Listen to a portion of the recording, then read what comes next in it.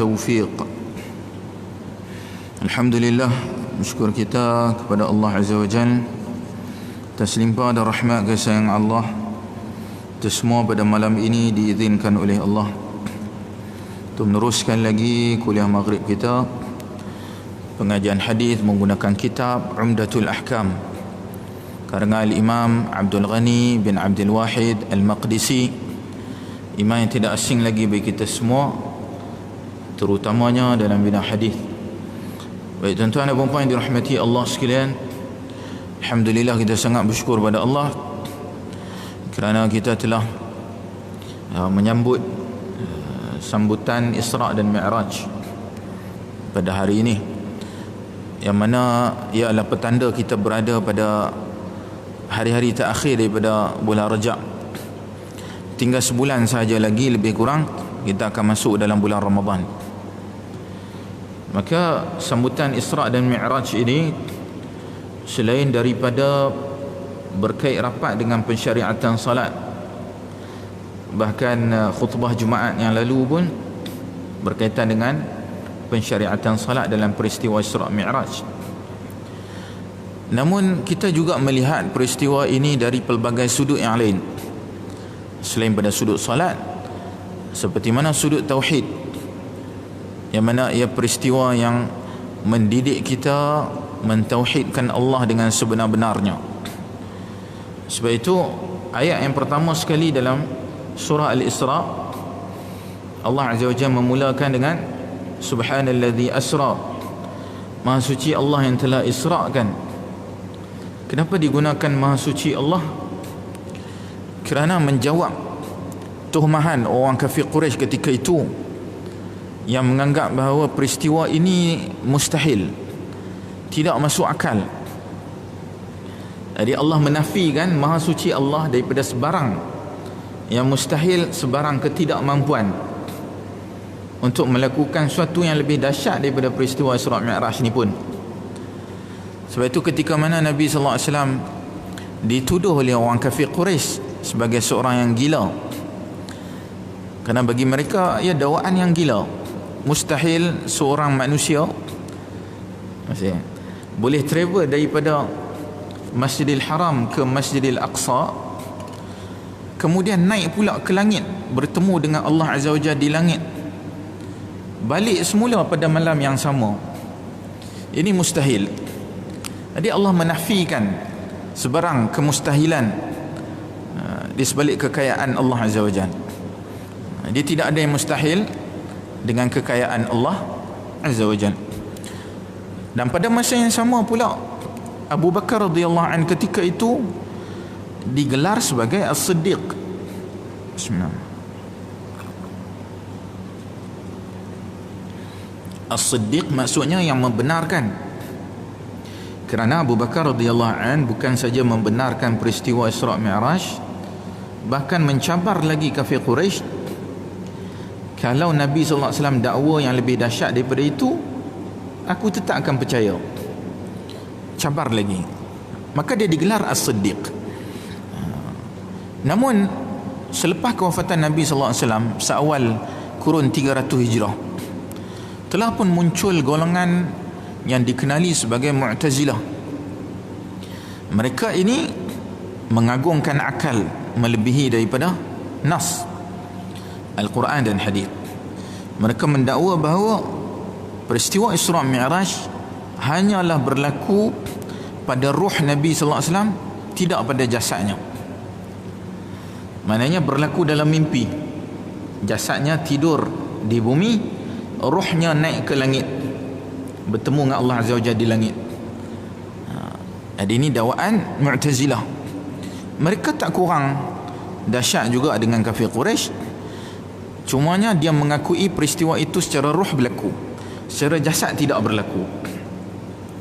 Adapun akidah kita ahlu sunnah, kita beriman bahawa Allah Azza wa Jalla telah Mi'raj, Isra' dan Mi'rajnya Nabi sallallahu alaihi wasallam ini, dia naik ke langit, bertemu dengan Allah di langit dengan ruhnya dan dengan jasadnya, kedua-duanya sekali. Ruh dan jasad naik ke langit. Kalau sekadar ruh naik ke langit, kita semua pun boleh dakwah. Malam ni kita tidur, dalam mimpi kita naik ke langit. Pagi esok kita cerita, semalam aku naik ke langit. Orang tanya naik macam mana? Naik dalam mimpi. Setakat dalam mimpi tak payah cerita. Mati hidup balik pun boleh. Semalam mati dalam mimpi, pagi esok hidup balik. Bahkan tidur adalah mati yang kecil. Kita mati kecil, jasad kita ini berpisah dengan ruh. Pagi esok masuk balik, hidup balik. Kematian kecil. Tapi kalau jasad pun mati, hidup balik, itu luar biasa. Jadi dakwaan ini, dakwaan Isra' Mi'raj berlaku kedua-dua, ruh dan jasad. Itulah akidah kita Ahlus Sunnah. Jadi kita mensucikan Allah daripada sebarang kekurangan, sama ada sesuai dengan sains ataupun akal. Jika tidak sesuai, maka akal dan sains belum tercapai lagi kemampuan untuk memahami satu nas Quran ataupun hadis. Kita beriman seadanya.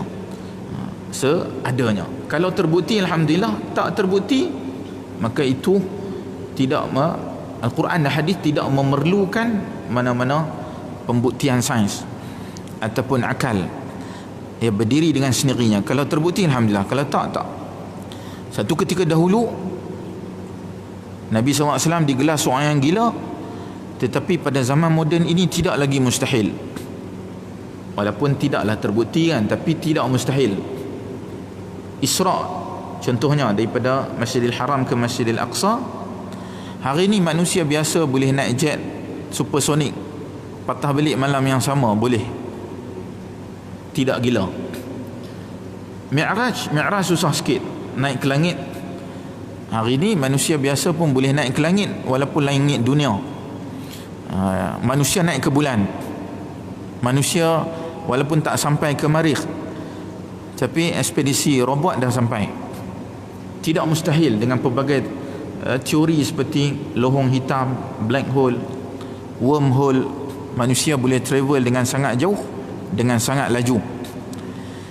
Walaupun langit dunia tak jauh lah macam Nabi sallallahu alaihi wasallam. Namun sains membuktikan tidak mustahil. Jadi hadis-hadis yang seperti ini dulu dikatakan gila, sekarang tidak lagi. Maka sains tidak membuktikan hadis. Kalau membuktikan, alhamdulillah. Kalau tak, maka itu bukan semestinya. Mungkin 100 tahun akan datang akan terbukti, 200 tahun akan datang akan terbukti. Namun kita beriman seadanya. Jadi itu antara sudut yang terpenting. Peristiwa Isra' Mi'raj menguji akal, sekaligus menguji akidah tauhid kita, sejauh mana kita beriman, percaya setiap daripada yang datang daripada ayat Quran dan juga hadis-hadis yang sahih. Itu sikit peringatan untuk kita semua sebenar dengan musim Isra' dan Mi'raj. Bismillah. Pada kuliah yang lalu kita berhenti hadis nombor 43, hadis bab haid. Ini insya-Allah kita akan masuk hadis nombor 44. Masih lagi bab yang sama, tetapi lebih kepada subtopik haid, iaitu istihadah, darah istihadah. Kita baca hadis nombor 44. An Aisyah radhiyallahu anha anna umma Habibah استحيضت 7 سنين فسألت رسول الله صلى الله عليه وسلم عن ذلك فأمرها أن تغتسل فقال هذا عرق فكانت تغتسل لكل صلاة. Maksudnya Aisyah radhiyallahu anha menuturkan bahawa Ummu Habibah radhiyallahu anha mengalami istihadah selama 7 tahun. Oleh kerana itu dia lantas bertanya kepada Rasulullah sallallahu alaihi wasallam tentang permasalahan tersebut. Beliau lalu memerintahkannya untuk mandi. Beliau bersabda, itu adalah darah yang keluar dari hujung bawah rahim. Maka Ummu Habibah radhiyallahu anha mandi setiap kali hendak salat. Hadis ini riwayat Al-Bukhari dalam Kitabul Haid. Madai berkita riwayat Al-Bukhari dikira sebagai hadis yang sahih, bahkan pada tingkatan yang sangat sahih. Itu riwayat Al-Bukhari dalam sahihnya. Baik, kita lihat pada matan ataupun teks hadis, Aisyah radhiyallahu anha menuturkan bahawa Aisyah isteri baginda sallallahu alaihi wasallam merangkap perawi hadis yang paling banyak di kalangan wanita. Wanita jarang-jarang meriwayatkan hadis. Mungkin zaman itu kerana mereka sibuk dengan urusan keluarga, tak sempat nak meriwayatkan hadis dengan banyak. Ada perawi-perawi hadis wanita tapi tak sebanyak lelaki. Mungkin kerana keadaan tersebut. Jadi Aisyah radhiyallahu anha dia tak mempunyai anak. Tidak mempunyai anak dan dia masih muda. Maka dia mempunyai banyak masa untuk meriwayatkan hadis. Jadi dia wanita yang paling banyak mengumpulkan hadis. Dia menuturkan bahawa Ummu Habibah radhiyallahu anha. Ummu Habibah siapa? Ummu Habibah ni binti Jahash Al-Asadiyah. Ummu Habibah binti Jahash Al-Asadiyah, daripada kabilah Asad. Kabilah Asad ni salah satu cabang daripada Quraisy. Salah satu cabang daripada Quraisy. Tu dia daripada kabilah Quraisy juga.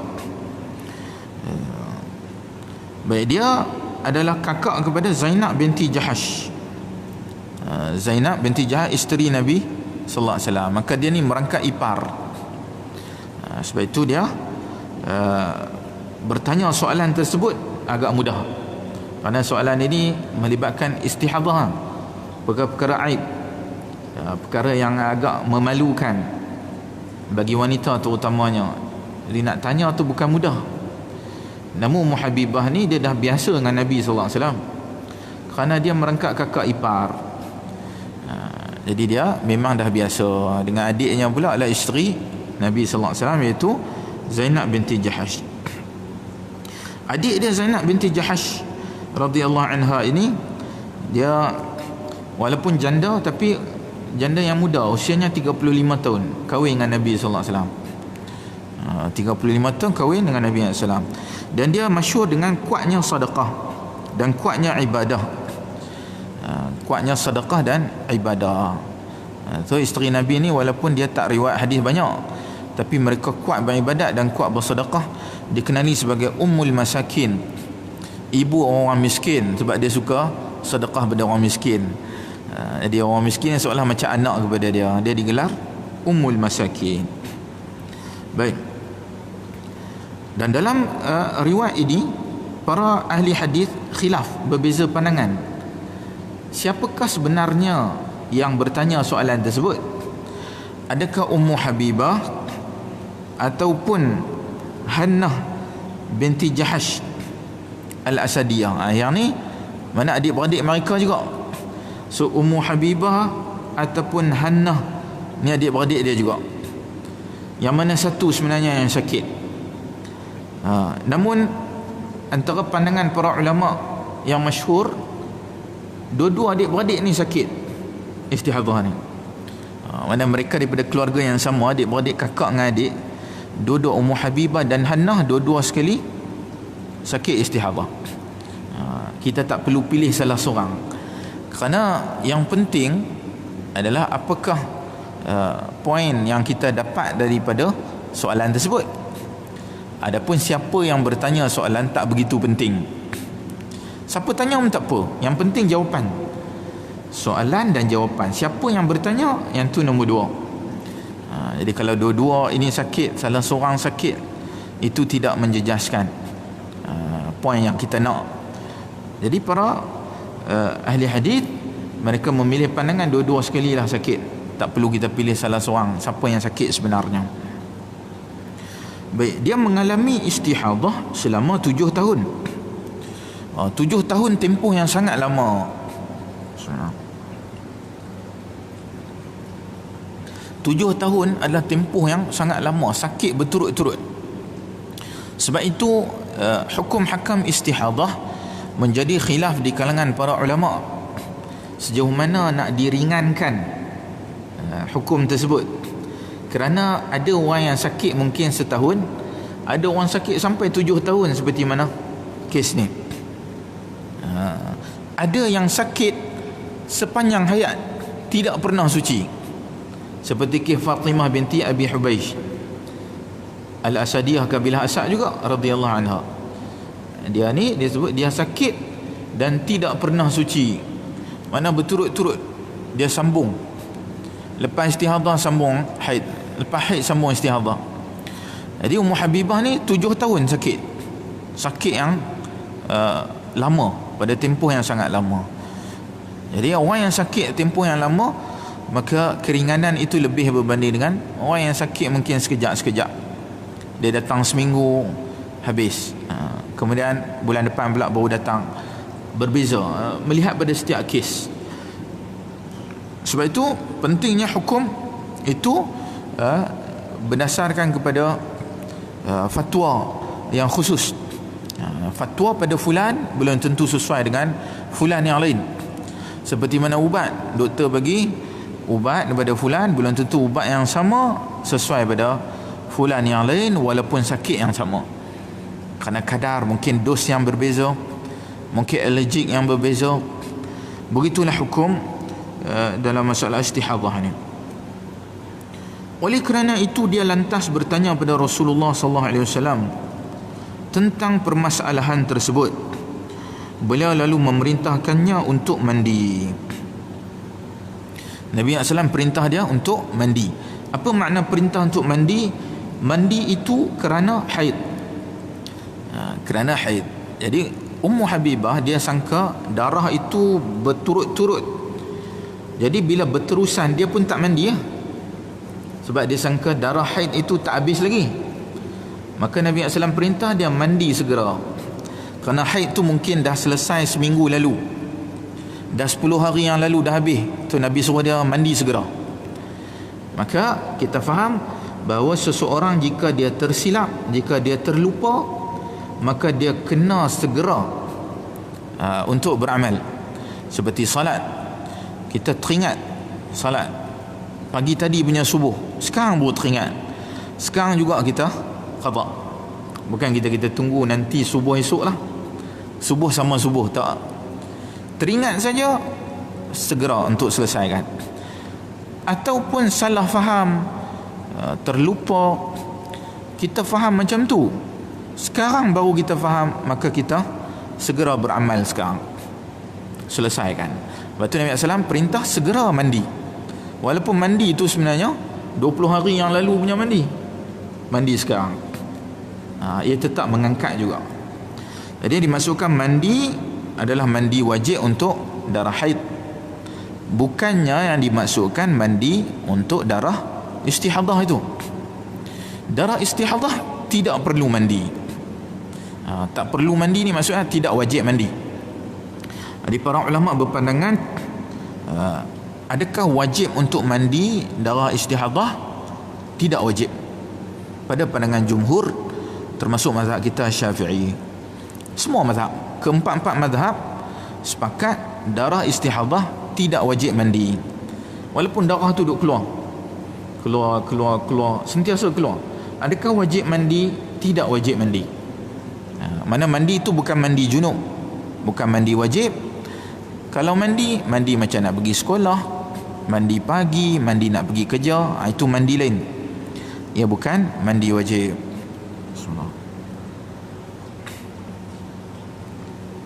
Jadi kita faham dalam Islam bahawa hukum mandi, hukum bersuci bukan kerana zahir semata-mata, tetapi kerana zahir dan batin.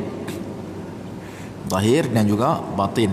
Kadang-kadang bersih elok, macam orang yang keluar air mani, bersih badan dia, dia baru mandi, lepas mandi dia keluar air mani, dia kena mandi lagi sekali, zahirnya bersih tapi batinnya tidak. Untuk mengangkat hukum secara batin, maka dia kena mandi.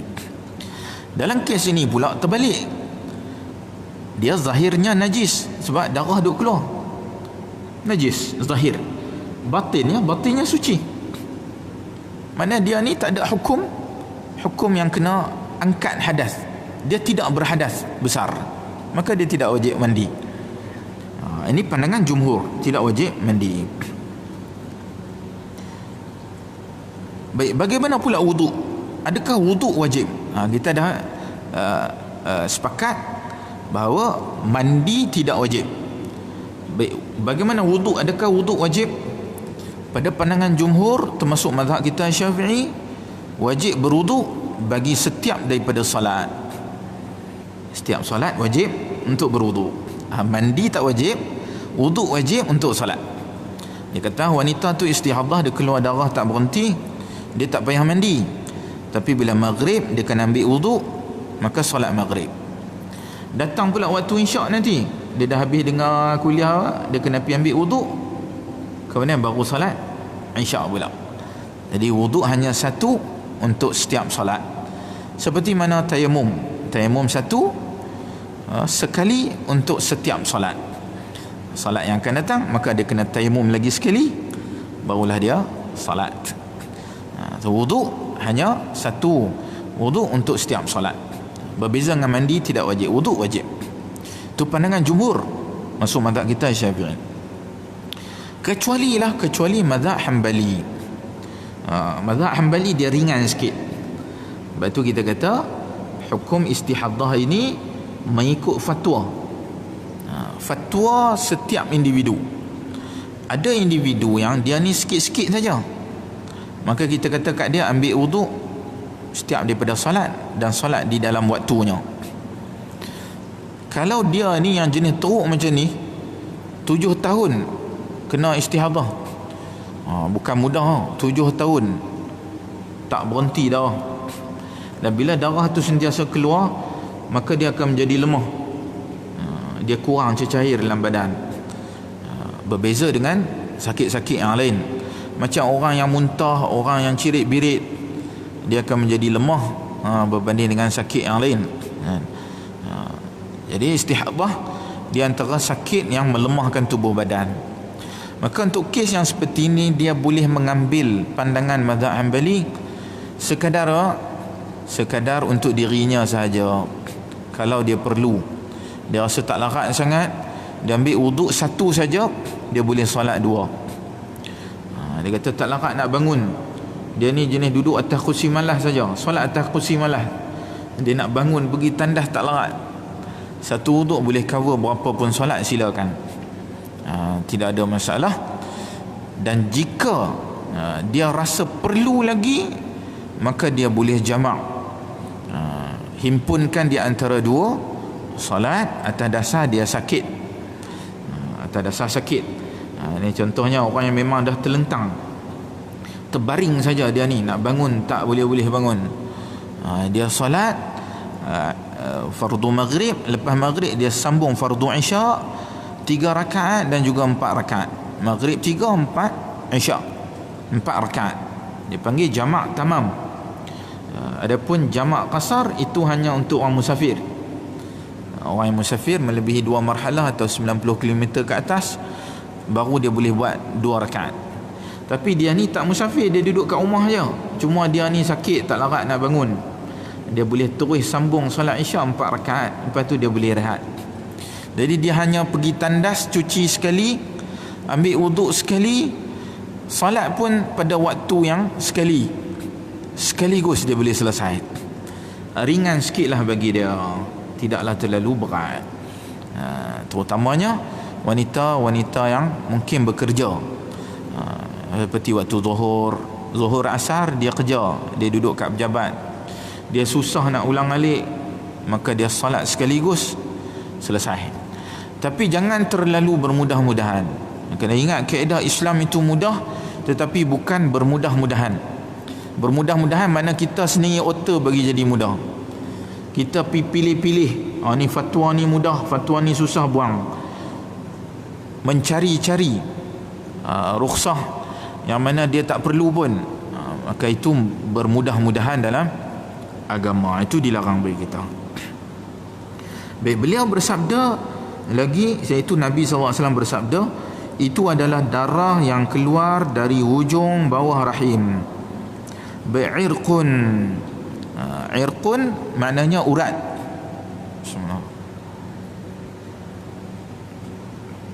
maknanya urat. Jadi darah haid datang daripada rahim, adapun darah istihadah bukan daripada rahim, iaitu daripada urat.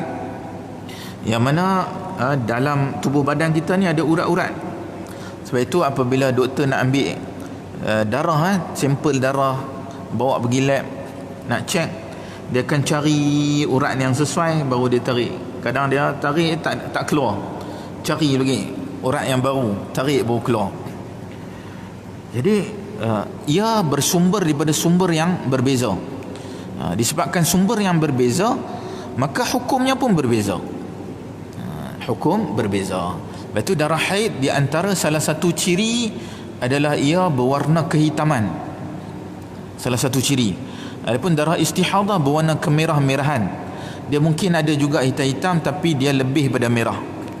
Darah istihadah lebih pada merah, darah haid lebih pada hitam. Kerana ia datang daripada rahim dan adanya benda asing yang bercampur daripada rahim. So darah tu bercampur dengan benda asing. Istihadah ia lebih pada darah yang asal. Jadi mana Nabi SAW dapat perkataan seperti irqun ini, darah itu sumber yang mana, sedangkan dia bukanlah doktor. Dan zaman itu pun belum lagi ia secara establish, maklumat tentang perubatan ini tak establish. Mana dia dapat, tak lain tak bukan, ia adalah wahyu.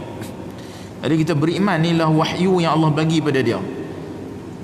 Yang mana saya salah seorang pada jemaah surau, satu seorang di Cerah sana, saya tanya kepada dia ni doktor perubatan HUKM sana, tanya kepada dia tentang hadis ni yang mana Nabi SAW sebut irqun dari sudut bahasa Arab, walaupun dia bukanlah istilah perubatan. Di sudut bahasa Arab, irqun ni maksudnya urat. Urat mana pun tak kisahlah, ia urat. Jadi bila saya reconfirm dengan doktor, dia kata memang darah istihadah ia darah yang datang daripada urat-urat darah.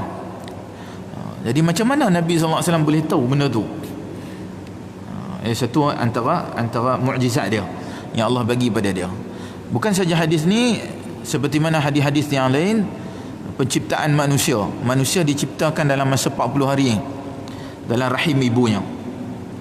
40 hari, dalam 40 hari tersebut diciptakan manusia, yang mana pada hari ini terbukti dengan kajian sains, segala teori yang ada dalam hadis. Sedangkan zaman itu tidak ada pun scan. Zaman moden kita ada scan lah, kita boleh nampak lah perkembangan. Ni minggu ke-7. Biasa minggu ke-7 biasanya dia dah bunyi dah, degupan jantung buk buk buk buk bunyi. Kita duduk kat luar pun boleh dengar dengan kuat. Dia duduk kat dalam, jauh dalam rahim, dan sangat kecil, tapi degupan jantung dah bunyi. Jadi mana datang melainkan daripada wahyu. Yang zaman itu mustahil ada scan yang kita boleh kenal pasti dalam masa 40 hari ini. Jadi begitulah lihat keajaiban yang Allah Azza wa Jalla kurniakan pada Nabi SAW dari sudut wahyunya, iaitu hadis. Baik, maka Ummu Habibah radhiyallahu anha mandi setiap kali hendak salat. Mandi setiap kali hendak salat. Okey, di sini ada kemuskilan. Muskil kerana jumhur berpandangan tidak wajib mandi. Tapi Ummu Habibah radhiyallahu anha setiap kali salat dia akan mandi. Salat subuh sampailah isyak 5 kali. Mana minimum 5 kali, 5 waktu sehari semalam. 5 waktu Ummu Habibah radhiyallahu anha akan mandi setiap daripada sebelum salat. Apa maksud? Yang dimaksudkan di situ adalah disunatkan, mustahab, mana digalakkan bagi kita untuk mandi sebelum daripada salat. Digalakkan bagi kita. Kerana apa?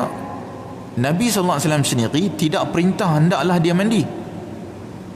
Nabi tak kata hendaklah kamu mandi, atau Nabi kata wajib ke atas kamu mandi setiap kali hendak salat. Nabi tak kata. Tapi yang melakukannya Ummu Habibah radhiyallahu anha. Maka kaedah perbuatan sahabat boleh diterima atau ditolak, namun ia tidak boleh mengatasi hadis Nabi sallallahu alaihi wasallam. Perbuatan sahabat tidak boleh mengatasi hadis Nabi sallallahu alaihi wasallam. Kalau dah ada hadis, cukup. Sahabat punya perbuatan mungkin sesuai, alhamdulillah. Tak sesuai kita kata ia pandangan peribadi sahabat, pilihan peribadi sahabat. Dia pilih secara peribadinya, dia rasa nak mandi sebelum daripada salat. Macam kita lah, kalau kita sebelum salat kita nak datang surau, kita mandi dulu. Kenapa kita mandi? Supaya kita rasa selesa. Mungkin berpeluh, balik kerja, balik main bola ke, kita mandi. Adakah wajib? Tidak wajib. Itulah pandangan peribadi, pilihan peribadi. Jadi Ummu Habibah macam tu lah radhiyallahu anha. Bila dia ni datangi istihadah, darah keluar banyak, dan darah istihadah sebahagian daripada najis, sebahagian daripada najis. Darah adalah najis. Cumanya kalau darah itu sukar untuk dikawal, maka dimaafkan. Atau darah itu terlalu sedikit, maka dimaafkan. Seperti dalam hadis Sahih Al-Bukhari, bahawa para sahabat mereka ketika mana berperang, mereka tetap solat dengan baju perangnya berlumuran dengan darah. So masa perang mereka tak ada pergi mandi, salin baju. Dengan baju-baju tu saja dia terus solat. Jadi itu menunjukkan dimaafkan bagi kita darah yang sukar dikawal. Nak kontrol, takkan nak pergi mandi dulu orang tengah perang, mandi dulu, salin baju perang balik, sukar. Jadi dia solat sahaja seadanya. Dia wanita yang istihadah, dia cuci-cuci, lepas cuci keluar balik dia solat, dimaafkan bagi dia. Dimaafkan. Kerana sukar nak elak, tak boleh dah nak elak. Kalau darah terlalu sedikit pula juga dimaafkan. Dia keluar sikit-sikit saja, dimaafkan bagi dia.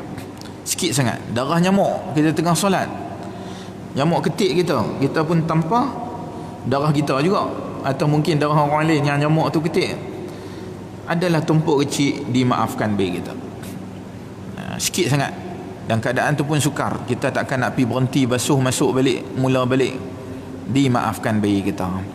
Tu ni kes-kes yang terlalu sedikit atau terlalu banyak, dimaaf. Tapi hukum asal darah adalah najis, hukum yang asal. Termasuklah darah istihadah itu sendiri adalah darah yang najis. Maka bila najis dia akan mandi.